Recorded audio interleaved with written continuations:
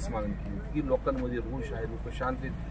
पण जर त्यांना अटक झाली नाही, 302 कट कारस्थानमध्ये जर त्यांना वाल्मिक कराडला मास्टर माइंड म्हणून घेतलं नाही तर लोक रस्त्यावर उतरतात. आणि तुम्ही हे बघितलं का की लोकांना उतरायला रस्त्यावरती कोणी गाड्या, कोणी बोलवणं, कोणी घेतलं. लोक आज टाकीवरती चढलेले इतके मुलं होते, एखादा पाय घसरून पडला असतं काय झालं असतं. आणि इतकं सोपं नाही आहे की म्हणजे पोलीस बंदोबस्त होता तरीही धनंजय देशमुख ते माध्यमासमोर होते, पोलिसांसमोर होते, एकट्यासाठी ते गोंगारा देतात आणि ते टाकीवरती पाहायला मिळतात. वाटतं की हे प्रशासन पाहिजे तेवढं गांभीर्याने घेतलं. त्यांनी विषय टावरचा सांगितलं माझ्या जे कानावर. हो, त्यांनी टावरकडे त्यांनी पूर्ण सिक्युअर्ड केलं. पण टाकीचा विषय नाही. एखाद्या त्यांनी काय ठरवलं माहित नाही, एखादी गोष्ट सिक्युअर्ड केली की दुसरीकडे जे उंच ठिकाणी त्यांना चढायचं त्यांच्या डोक्यामध्ये त्यांनी केलं. पण काय वाटतं की हा इशारा आहे? हा इशारा नाही, लोक रस्त्यावरती उतरतात. पहिल्यांदा महाराष्ट्राच्या इतिहासामध्ये हे जे आंदोलन चालू आहे जातीचं नाही, सगळे जाती धर्माचे लोक, सगळ्या पक्षाचे म्हणजे सत्ताधारी पक्षाचे लोक ह्याच्याबद्दल बोलतात.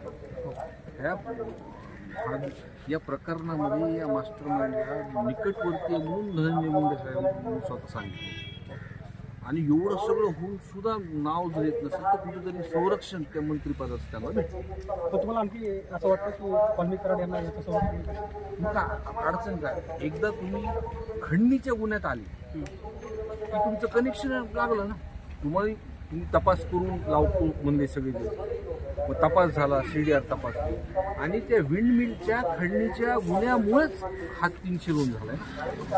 हे जे प्रकार झाला म्हणजे कनेक्शन असं दिसून येतं ना. पहिल्या दिवशी पण सांगतो, जी लोकांची भावना इथं आल्यानंतर जेव्हा लोकांनी बोललो होतो, लोक आधी बोलायला सुद्धा हे होत नव्हतं. लोकांनी सांगितलं आणि मीडियासमोर सांगितलं की हे प्रकार झाला. आणि सगळ्यात महत्त्वाचं, जी घटना झाल्यानंतर आंदोलन करावं लागलं. म्हणजे आंदोलन झाल्यानंतर म्हणजे 12 तासानंतर कुणीतरी प्रशासनाला फोन करत होतं. वाल्मिक कराड एवढं मोठं